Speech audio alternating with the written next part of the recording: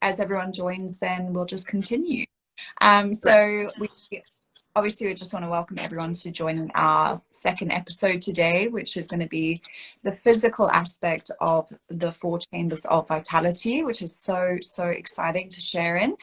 And I think we wanted to also just touch on and kind of chat about ascension as well, because a lot of people don't really understand ascension and what that essentially means for both their spiritual practice and their physical bodies, and how you can marry the two.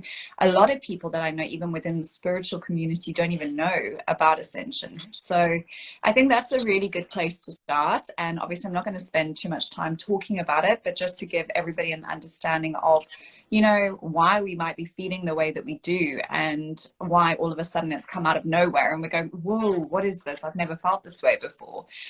So obviously ascension happens on two levels, which is obviously your spiritual ascension, which is deeply personal, and then the collective ascension, which is deeply physical. So the physical aspect of ascension happens both to Gaia, to Mother Earth, and obviously to our physical bodies as beings on this plane. And it happens to all souls. So it's not just human beings that are ascending. It is our pets, our dogs, our cats, our trees, our gardens, anything that is a soul in this experience right now, which is mind-blowing in itself to even imagine. And what happens is our central sun, our sun, there's many suns, but they all feed off of each other to allow for our sun to emit these solar flares. And every time a solar flare is emitted from the sun, it comes into our atmosphere and it ultimately filters down into our physical bodies. And at that level within our physical bodies, it is going to shake up our DNA, it's going to upgrade our DNA. And ultimately, in order for us to process light into our physical bodies, we've got to make space. So what the light does when it comes into our bodies, it allows for density within our bodies, stored density, to shift out. But in order for that density to shift out, it's like shaking a Coke can. It's going to be uncomfortable. It's going to be messy, because all of the density within our physical body that is stored is all things that are programs. It is trauma. It is limiting beliefs. It is all the pain that we've suppressed. So of course, when the light comes in, there's an element of needing to make space for the light to come into our bodies. And what do we have to do when that happens? We have to look at it. We have to make the space. We have to become the container to allow for that light to come in. So obviously that's the physical ascension, both on the earth and for ourselves. So the same thing is happening to Mother Earth. She's having all of this light come in, and she's also having to make space for all of this light. And she's also shifting a lot of density within her atmosphere in terms of pollution and things like that we've obviously caused being here. So that is the physical ascension side of things. And then the spiritual ascension side of things is when this light comes into our bodies, and I touched on it just now, we have to make space. We have to be the container to hold all of this light within our physical bodies. And that means that we really have to face off with ourselves. It means that we have to go through a cycle of purging.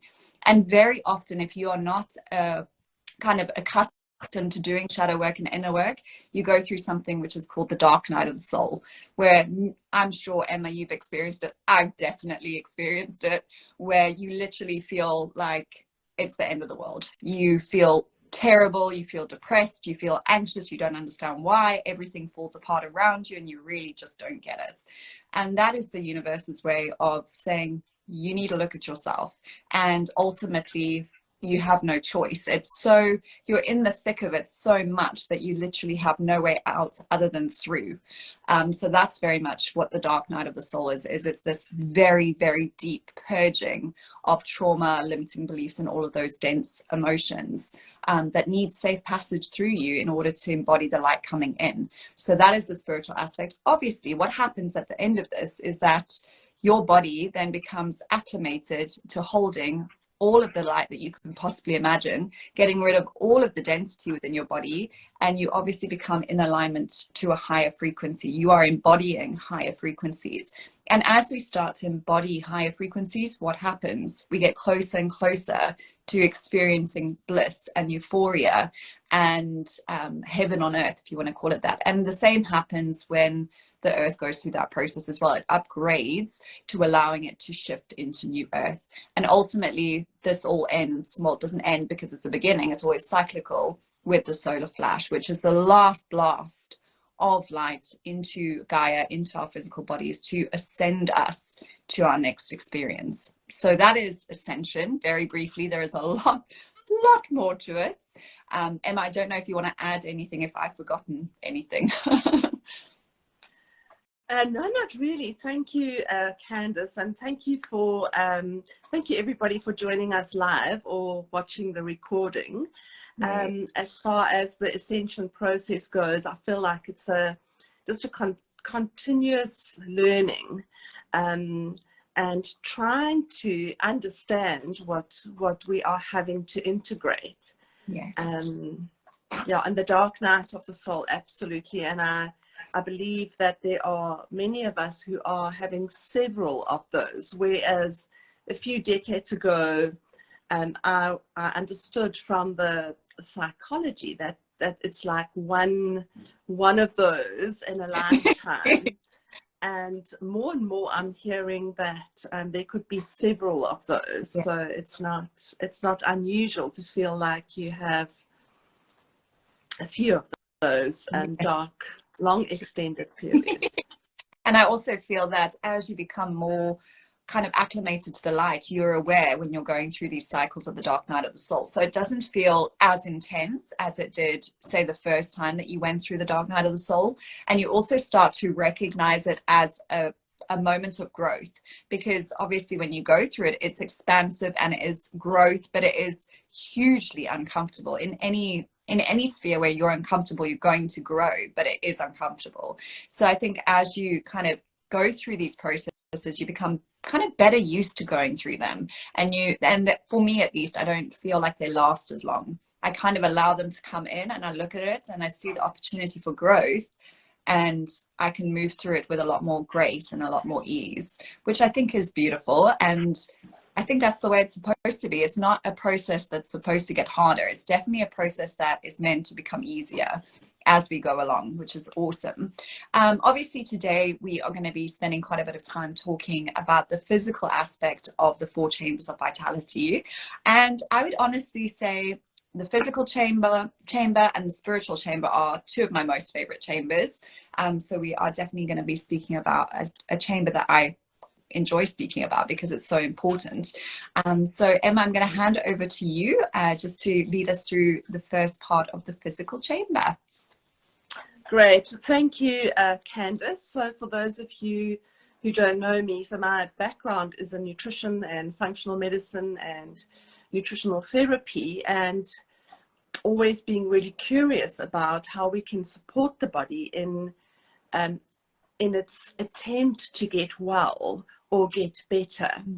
But in the context of Ascension, I've had to revisit a few of the theories that I was taught or that I thought were true.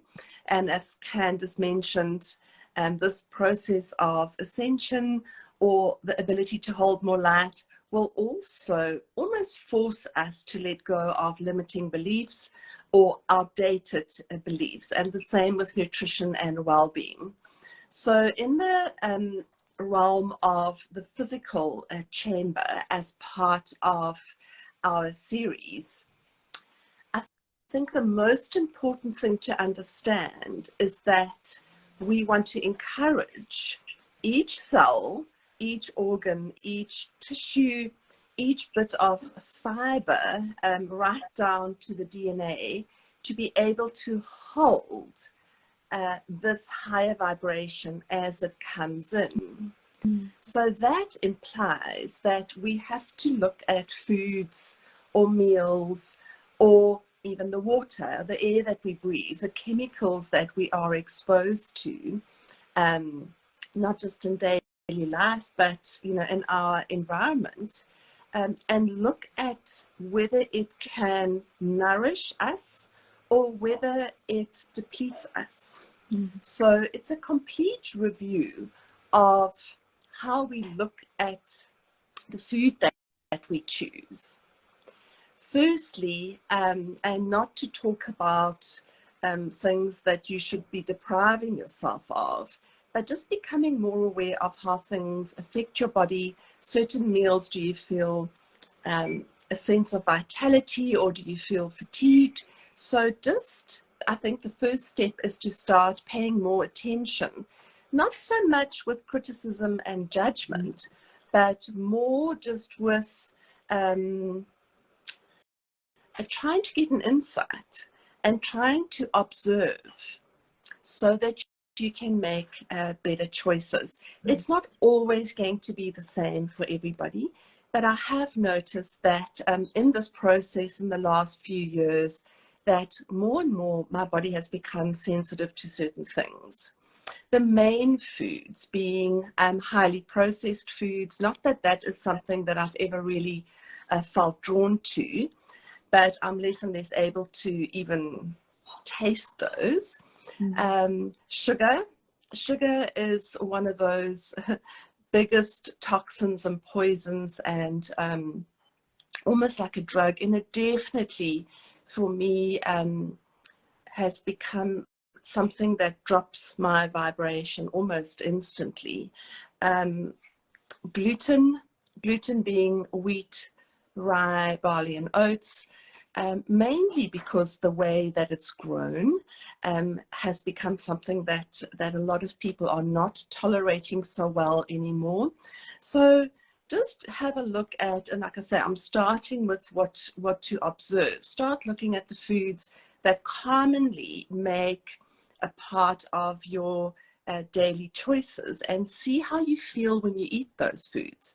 So many of you have become so used to feeling unwell that you actually can't distinguish between this sense of vitality and well-being as opposed to feeling really depleted, tired, sad, all of those things.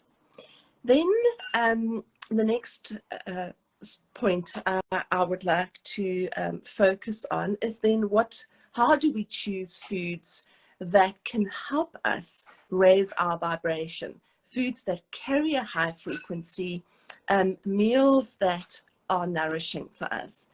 First of all, I feel that it's the way that something is produced or grown or manufactured. So you can imagine that the more steps there are in this process, the more the actual original vibration of this food has been changed. That's why something that has been grown organically and goes directly from farm to table will essentially have a much higher vibration compared to something that's not grown organically with love and integrity, and then gets transported into a factory where it's processed and things are added and taken out, and it comes out the other end on a shelf with an expiry date, perhaps even next year or the year after. And that type of food or meal will have very little vitality. Yeah, absolutely. So that's like the first thing that we can be mindful of when we want to become discerning about how to choose. I also just want to add on from what you're saying, Emma, is that we've become a culture of calorie counting. And, it always makes me laugh how, very often we'll go, okay, I need to have a quarter of this and a half of this and a quarter of this on my plate. And, oh my goodness, I'm below 2,500 calories. So, I'm good to go for the day.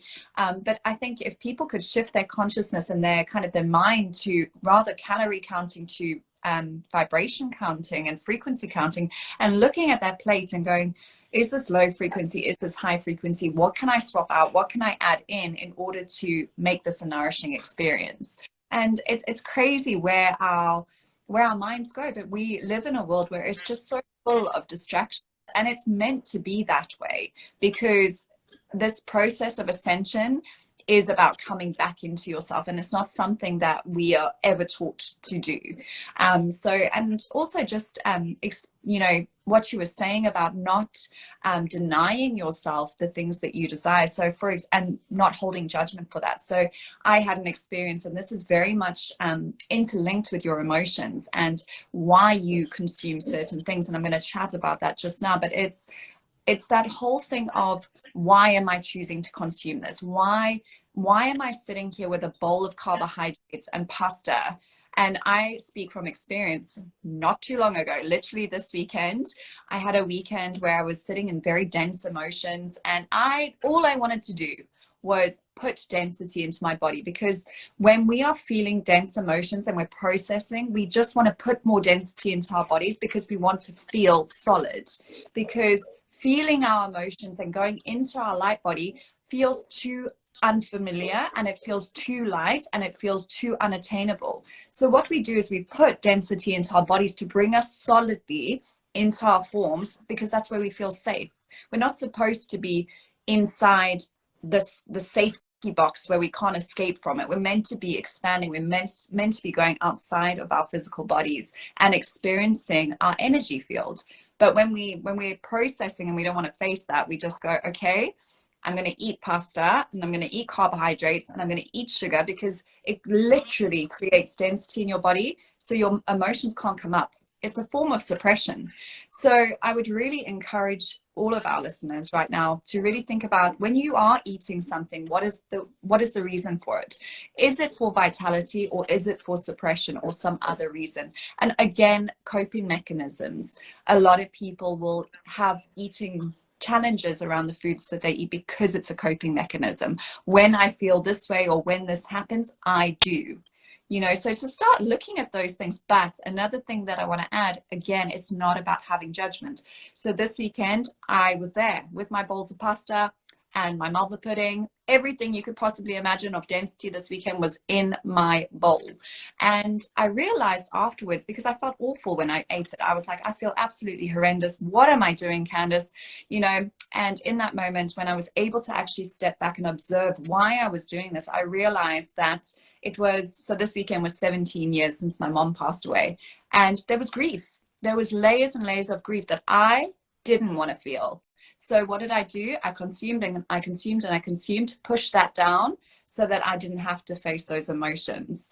And it was only on Monday, when I was feeling so sluggish and so fatigued and going through my workout, that I realized, oh my goodness, that's what I did.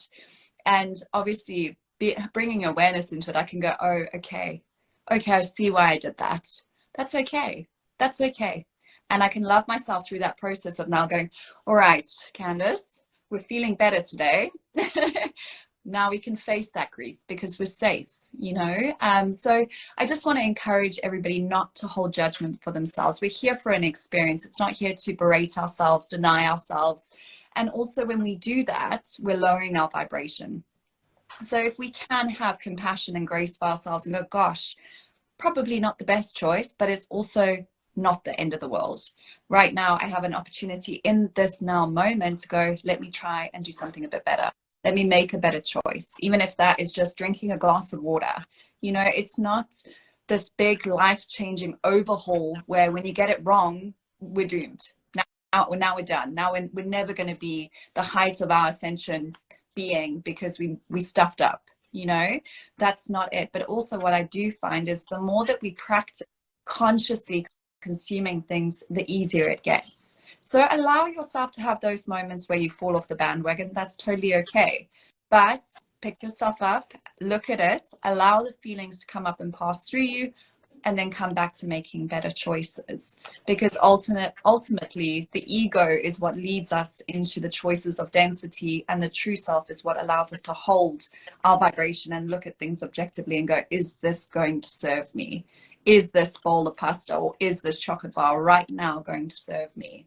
And one last thing before I hand back to you, Emma, is very often at the moment, especially with the global climate and inflation, there are going to be many people that cannot afford to eat well. And I just want to encourage those people to understand that they are high beings of consciousness, which means that they have the power and the intention to change the effect that food has on their physical body. So if you are unable to obtain organic, free range, farm to table food, and it is what it is, and this is all you've got, then I would really encourage you to look at doing blessings over your food, bringing your vibration into the food and allowing it to be blessed to be of the highest frequency into your physical body.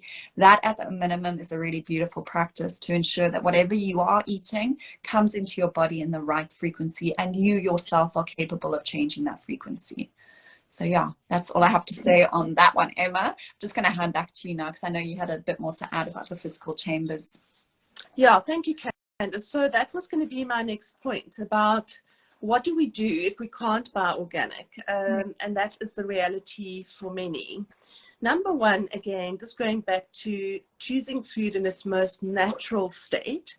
So anything that we can buy that comes like that from nature, obviously will have a more alive vibration compared to something that's been processed. That goes for eggs, vegetables, fruit, meat, anything else. But then in that context, see if you can buy something with minimal exposure to hormones or chemicals if possible. If not, you need to now look at, if I buy a tray of vegetables, carrots, beetroot, tomatoes, lemons, pumpkin, broccoli, apples or berries, sweet potato, and it's not organically grown, maybe finding a way of cleaning it, not just rinsing it under the tap, because that won't get rid of the sprays.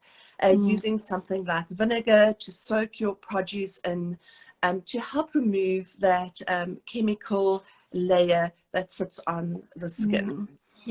So that is as far as sort of just when you bring it home, cleaning it. And then when you prepare, the way that a meal is prepared already changes the way that it enters the body. So if you're making a simple scrambled egg or vegetable soup or chopping an apple, and you're doing it with love and appreciation for this piece of food, it will already start carrying that vibration of appreciation. And then before you eat your meal, whether it's a salad or a scrambled egg, if you look at that food and you notice the colors and you really appreciate it and you give it a blessing of gratitude, thank you for nourishing me. Thank you for nourishing my body on every level. Thank you for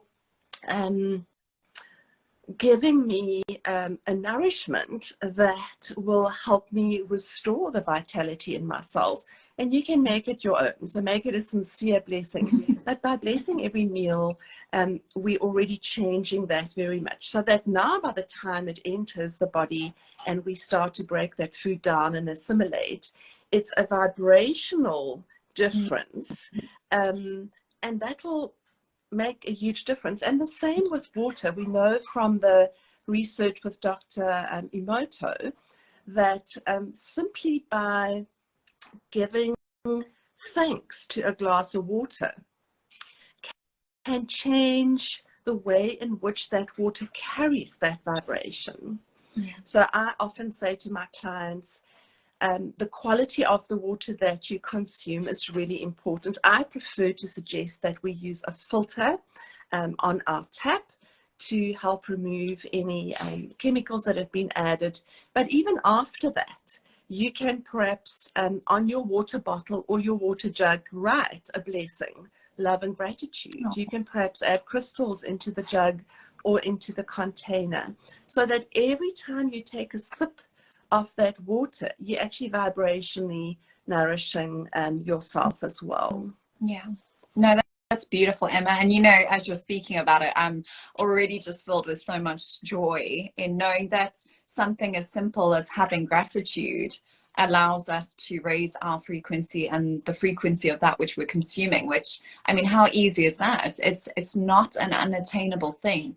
And, you know, that's, I think my biggest thing is that we are ordinary human beings. There's nothing that sets us apart from anybody else. We're all the same, soul to soul, we're all the same. And this journey is not supposed to be complicated. It's not supposed to be difficult. And I know a lot of people out there sometimes feel like, well, I can't do organic and I can't do free range, so I'm doomed. I'm doomed. There's nothing that I'm going to be able to do to raise my frequency. I'm doomed. And, that's not the case at all. It's really, really, really not the case at all. There's many very practical things that we can do to raise our frequency that doesn't cost anything, and it certainly doesn't cost time. It's just about being mindful and remembering to do those things because they're freely available to us, if you're willing to actually just notice what your patterns of behavior are and slightly changing, for example, the way you prepare your food or your thanks before your meal. So I love that. I absolutely love that. And it's a really powerful, simple way of supporting yourself and raising your frequency. So it's very, very cool. I know that you wanted to touch on fasting as well. So I think we should go there before moving on to the lymphatic system. Yes. So one of my big passions has been introducing the concept of fasting. For health reasons, but also because it somehow is one of those miracle tools where when we remove food, we become so much more in touch with our bodies. So it's not a symbol of deprivation. It's actually almost like I choose to go without, not because I want to restrict myself or limit myself, but I want to be more in touch with what my body is saying. And then, yes, when you stay without food for 24 hours or 36 hours or 3 or 5 days, depending on how comfortable you are with fasting, it's like the whole body restores and recalibrates, and we become much closer to our spiritual experience. And we know for thousands and thousands of years, communities and societies have used fasting as a ritual of spiritual practice. So sometimes when our nervous systems become quite overwhelmed, or where we've had perhaps a weekend of eating a lot of sugar, a lot of pasta, a simple way to just recalibrate would be to perhaps do a day of fasting, just drinking water, some herbal teas, etc. And then I just wanted to also touch on the work of David Hawkins, the map of consciousness that I often use with clients as well. So he uses the idea of different emotional states or levels of consciousness having a different vibration. And I want to apply that to how we eat as well. So, for example, shame and guilt have a very, very low vibration compared to something like joy or peace. So it's in that mindfulness that we can incorporate when we choose food, when we prepare food, and when we enjoy food, that we can make the difference between, so vibrationally, for example, I think he said shame is on a level 20 versus joy, which is on a vibration of 540. So imagine when you're feeling really down, really sluggish, really overwhelmed, and you can just drop in these nutrient bombs of joy, how much difference it can make on a cellular level.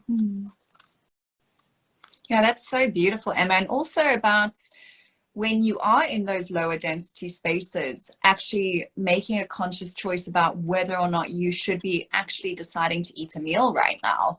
Because I know when I'm in those lower vibrations, my go-to is not going to be things of high vibration because you're not in alignment to it.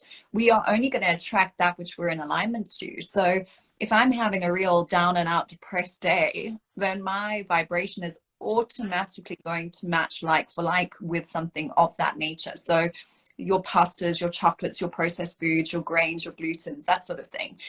So I think for me, the biggest thing is around the time that you would want to have a meal is really taking time, even if it's just 10 minutes, to raise your vibration and bring yourself into awareness with your consciousness and go, okay, I'm due to consume something. I don't want to put density into my body. How can I shift my mindset? What can I do right now to raise my frequency so that the choice I make about what I eat is of a high vibration, you know? And then it does become easier to sit down and eat a bowl of salad or something that is of higher frequency, vitality and nourishment.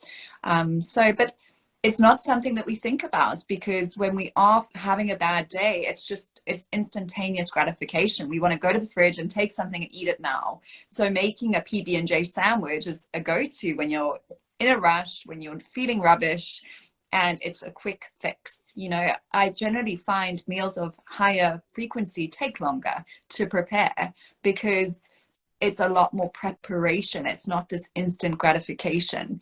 But there's a beauty in that as well, as being able to take time to prepare your meal. You know, we live in a world where everything has to be fast food and quick, quick, quick, quick, quick. But ultimately, we need to slow down and realize we're investing into ourselves. And the greatest gift to ourselves right now is nourishing our bodies for ascension, because ascension happens at the physical level. And if we're not doing that, then we are going to struggle with things like ascension symptoms.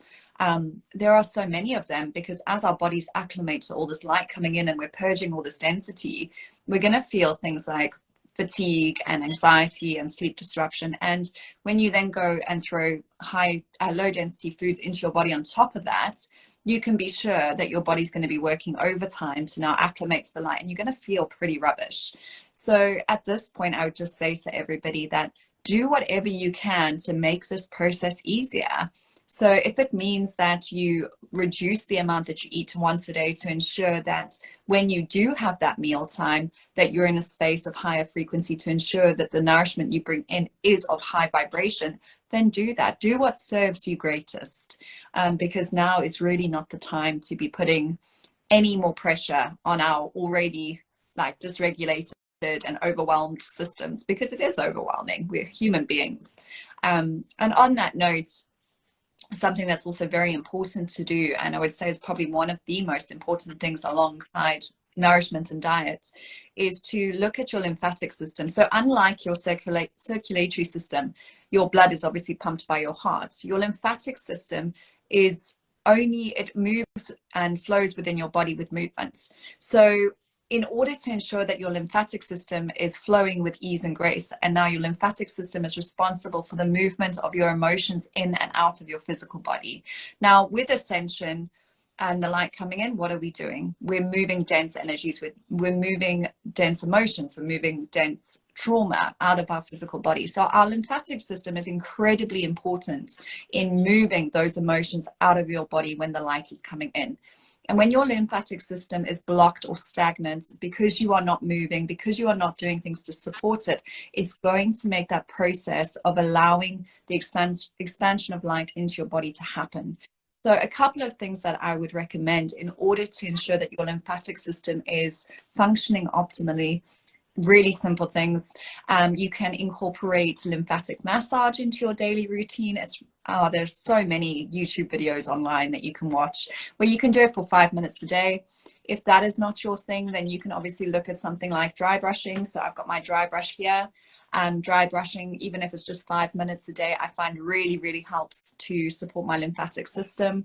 Other things, if you are a more physical person, then things like skipping, jumping on a trampoline, doing jumping jacks, headstands, any kind of exercise where you are moving is really good for your body. If you're a more of a feminine energy in terms of the way that you like to exercise, then Qigong, yoga, stretching is going to be really beneficial for you.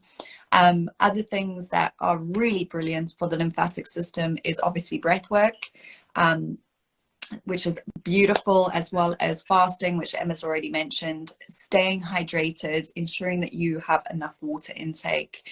and also just getting enough rest. One of the greatest things that we can do at the moment with Ascension is rest if you are able to. Although there is sleep disruption, honoring what your body needs intuitively is going to serve you so well. So if that means that you excuse yourself from social events for a while to in order to be able to go to bed earlier, or to not be around people because you're overwhelmed, then do it. Honor yourself. Self-honoring right now is got to be one of the biggest priorities that you make for yourself, because it is just so incredibly important.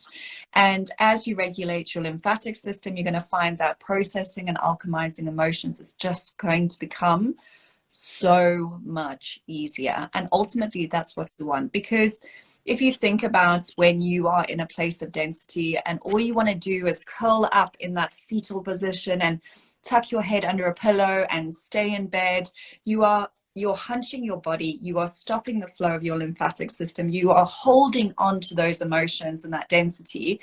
And then ultimately in that place, you probably want to eat junk as well. You are literally standing in your own way.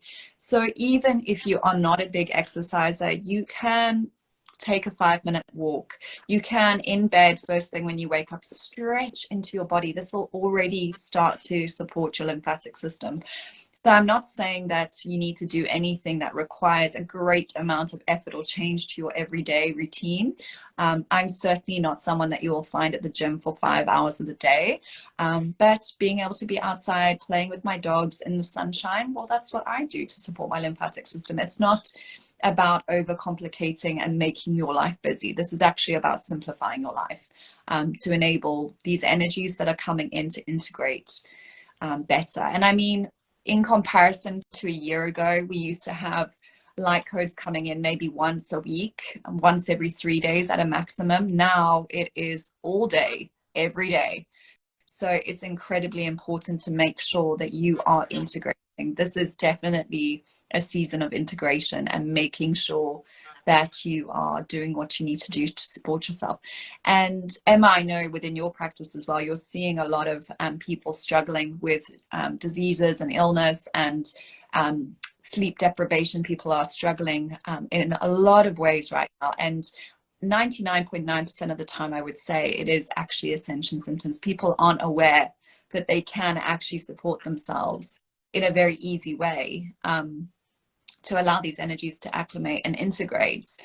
So they are really struggling with ascension symptoms. So I think bringing awareness to, is this ascension symptoms or is this an ailment, also helps. And what I would say, the difference between an ascension symptom and something else is the fact that an ascension symptom should integrate within a couple of days, a maximum of, I would say, 3 days.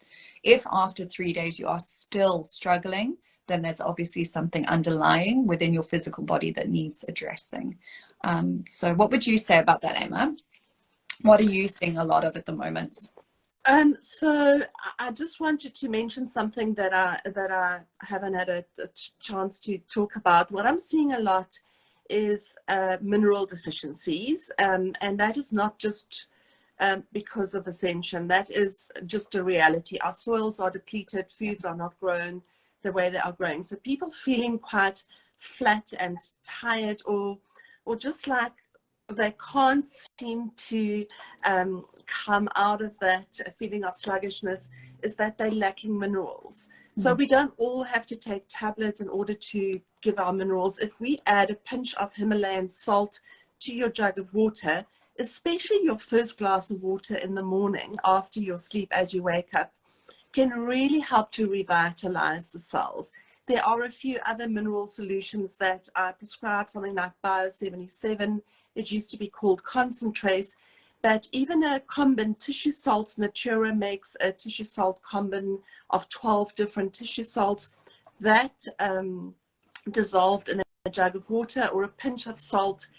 So minerals are really important, and more so than before, because that can help to revitalize the cells. As far as ascension symptoms or disease go, I think the unfortunate thing is, but it's a reality, is that people have been unwell for so long. People have been so depleted for so long, doing too much for so long. So they have become if you think of a car and the four tires, that all four tires are flat, there's no fuel, the battery is flat, there's not enough oil. So with nutrition, I see it as just adding back those depleted elements. So before we even go into what is the diagnosis, is it ascension or is it disease, just think nutritionally, how can I work restoratively so that my cells can do what they naturally are designed to do, and that is repair. So, and we can start by adding minerals and perhaps adding nutrients.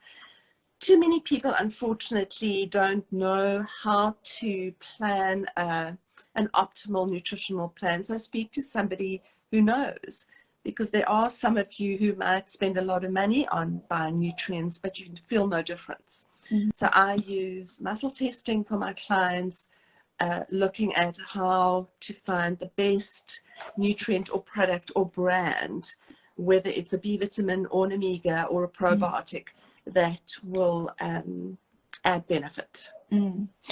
Absolutely. And I think that's the thing, is that not two people are the same. So, you know, very often, you know, big pharmaceutical companies will advertise, oh, a multivitamin for everyone. But the reality is that no two souls are the same and no two bodies are the same. So, you know, that is why I say that intuitively eating is going to serve you the best, because for one person, eating a plant-based diet will be beneficial, but for another, it would actually be highly unbeneficial. What's the word? So I always say you are your field of wisdom. So come back to yourself and get to know yourself and what you need, because ultimately you will eventually get to a point where you know what you need and what you don't need. But until you get to that point, absolutely find someone who is consciously practicing being able to assist. You know, for example, like yourself, someone who understands both the medical and the energetic perspectives of both sides of this, because until you know how to help yourself, it is difficult to get out of the mud that you're in. But I'm hoping that we've managed to share quite a few tools on how people can start to support themselves. And I would also say that your resonance is very important. If it does not resonate to you, to go and jump on a trampoline or to go for a run or whatever, don't do it. I spent many, many years doing many, many things and many, many routines for things that don't resonate. Just because, oh, well, everybody else is doing that, or this spiritual practitioner said I should, or, oh, this was recommended by so-and-so. Take advice from yourself. So if there's something that someone said and it resonates with you, you'll get that nice ping in your heart and you go, oh, I'm excited to try that. If someone tells you to go for a run and you would rather actually jump into a lake with concrete boots, then don't do it. Don't go for that run, because you're going to hate every single minute of it. You know, find what you enjoy, because ultimately anything that you do with enjoyment in high frequency, you're going to be able to sustain. Anything that you're doing at a low frequency because you got told to do it, you're not going to be able to sustain it. And the beautiful thing about shifting from low density into higher density is it becomes so addictive. It becomes the drug that you need every day. If you had said to me a year ago that I would enjoy doing yoga and breath work every day, I would have laughed at you and said, not a chance in heck. But the more that I started doing it, the more I realized the connection to myself was all that I desired every day. And it became so easy to incorporate that into a daily routine, because I want to, not because I have to, because I want to. And ultimately the beautiful thing is, out of that, it serves me well as well. So find what brings you joy, because that will ultimately, even before you've done it, if it brings you joy, it's going to raise your vibration. And that's ultimately what you want to do right now. And I just wanted to touch on what you were saying about the minerals. I know at an energetic level, when you are doing energy integration, whether you're doing it consciously or not, you are working through all your minerals. So already we were depleted in minerals because of the soils and the way that food is produced, and because a lot of us are not topping up our minerals. But with the integration of energies into our cells, we're burning through it at a rapid rate. Yeah. So the depletion is a depletion on a depletion. So I would highly recommend supplementing with Himalaya salt or a trace mineral supplement that is beneficial. I would say, however, just look at the trace mineral supplements out there. A lot of them are laden with things like potassium sorbate and preservatives. And I was quite surprised when I was looking through a couple of them, how many of them are beneficial, sort of, but that they're laden also with preservatives, which just isn't great. So look at what you are supplementing with, because ultimately you don't want to waste money either. That makes no sense. And Emma, do you have anything else to add before we finish off? Because I know this has already been quite a long live. Yeah, sorry. There's a few points that I would love to. Sure. I know we've gone over the time by quite a bit. The one thing in our physical component that I feel is really depleting people a lot and adding a lot of stress is our constant exposure to Wi-Fi, cell phones, 3G, 5G, you name it. It's just a constant exposure. So if we can't change that, we can't go and all live on top of the hill. They're just small things that we can perhaps try just to reduce our exposure. The first thing I always tell clients is to please switch their Wi-Fi off at night. Yeah. So don't sleep with your Wi-Fi on. And then on your phone, switch off your Bluetooth and your Wi-Fi connection. If possible, sleep without your phone next to your bed. And then there's a wonderful natural mineral stone called shungite. And shungite is really beneficial for us to have near you, to carry in your handbag, in your pocket. I even put it into my water, really helping us just to reduce the impact of all the radiation in our environment that is coming at us from all angles. So sometimes we can increase our nutrition, improve our nutrition, but we've also got to look at the toxic burden and how that impacts on us, and then find ways to just minimize or reduce that exposure. So shungite, most mineral shops have it, read up about it. For me, it's an absolute must-have with all the minerals that I've suggested as well. Absolutely. I'm glad that you touched on that, actually, because, you know, very often this can become quite an overwhelming process, because a lot of people come into my practice and say, I can't fix it all. You know, if I'm working on myself, that's all good and well, but my environment is this, and I'm not in charge of the people around me, and they're low energy. At the end of the day, the biggest thing is about coming into your presence, into your body, and that is enough, actually. So if you are really, really, really struggling to look at your diet, to look at your environment, fix everything that's going on outside of you, the best thing that you can do is come into your physical body. So into presence, into your God spark, because ultimately when you are connected to your divinity and you're connected to source in your God spark, which is every single one of us has the cell within us, which is pure God source creator consciousness. And when we do breath work and we take the time to sit in presence, which we'll go into a lot more in our spiritual chamber, you have everything you need in that moment. So if you need to be grounded, come into presence. If you need healing, come into presence. If you want to mitigate and be a ripple of light into EMF protection around you, come into presence. So very often when I'm feeling like I don't want to do anything, I will come into presence, and I will trust that when I'm in presence, I'm grounding, I'm healing, and I'm also being a consciousness ripple that any EMF around me is not even going to affect me. So for those people that are just getting so overwhelmed about the to-do list of, oh, I need to do this, I need to do this, and I need to do this, sometimes the best place to come back into is just yourself. Until you have the capacity to go, okay, I'm at a point where I can add in a few more bits and pieces, even if that means in my resources, what I have available to me right now is planting mother-in-law's tongue around my house.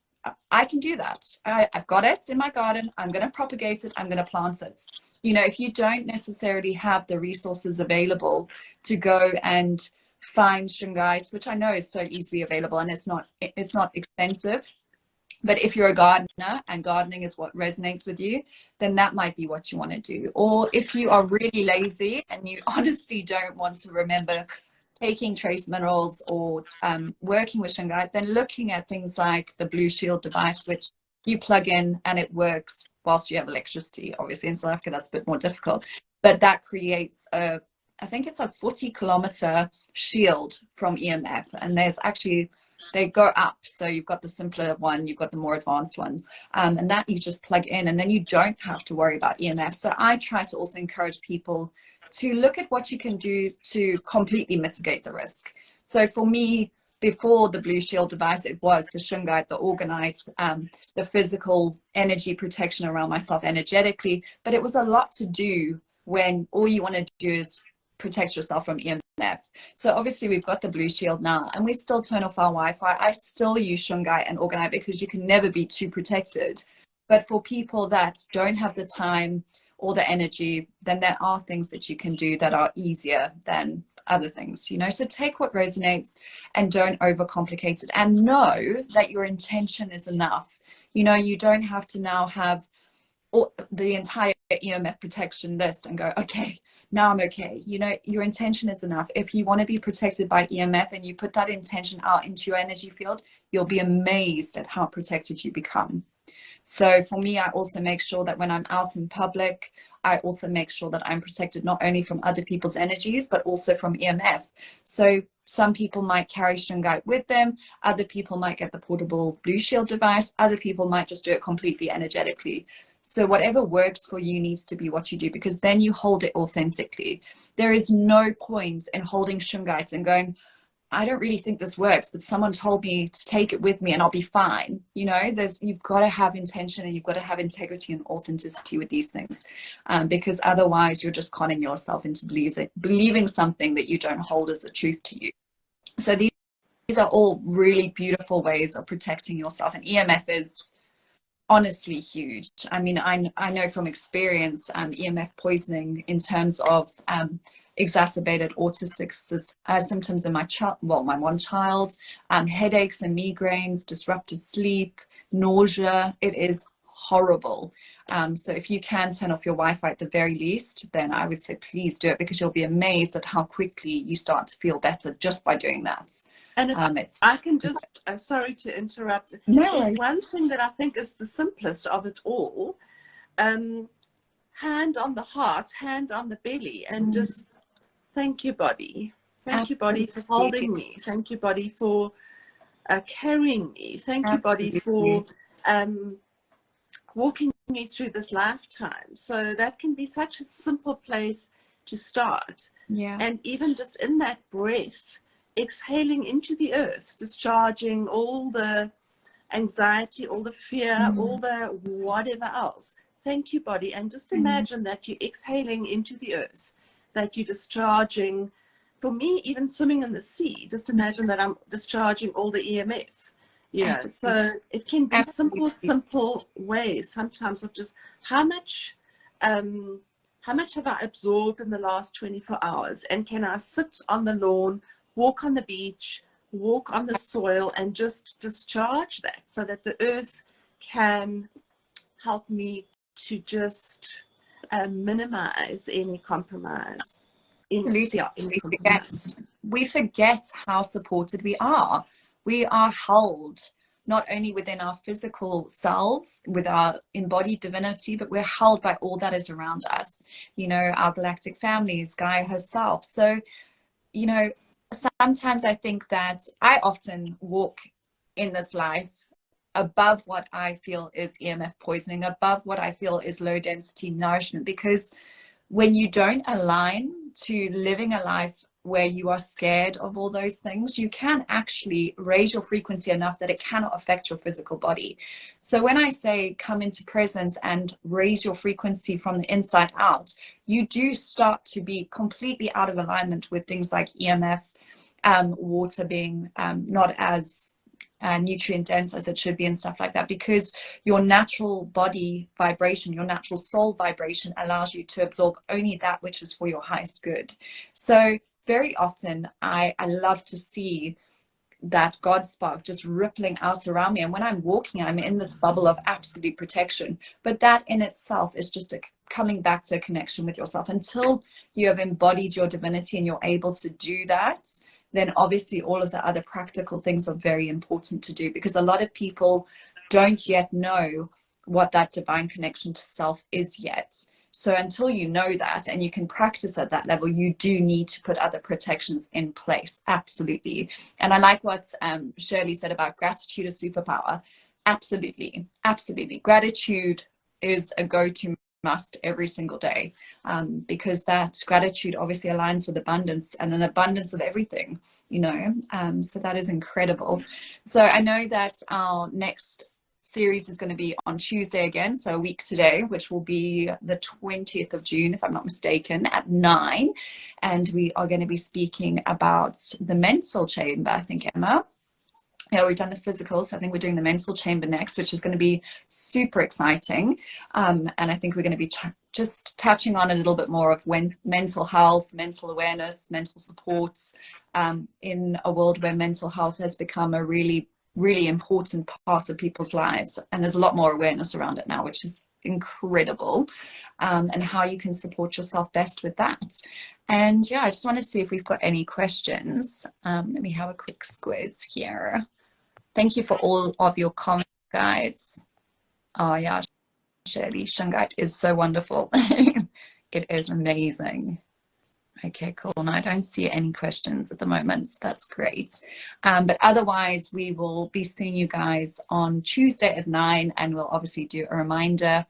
And if you do have any questions, you're welcome to bring them along.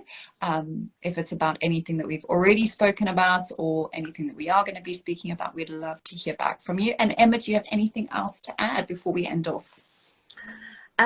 Perhaps that I am doing a facilitated fast next week from Monday until the 23rd. So if any of you would like to join a 3 to 5 day fast, you can maybe just have a look at my feed on Instagram and send me an email for the guidelines.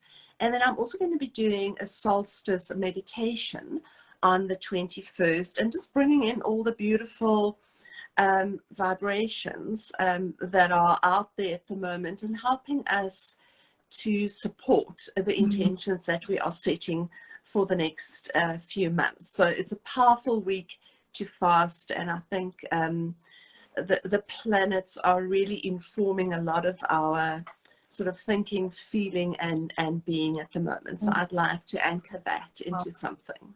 Fantastic, Emma. Yeah, I would highly recommend joining. I've done a 3-day fast with Emma before, and it was amazing to be held in a container of support. And sometimes doing it in a group is just easier than doing it by yourself, and you can have the space to share your experience and know that other people are going through something similar.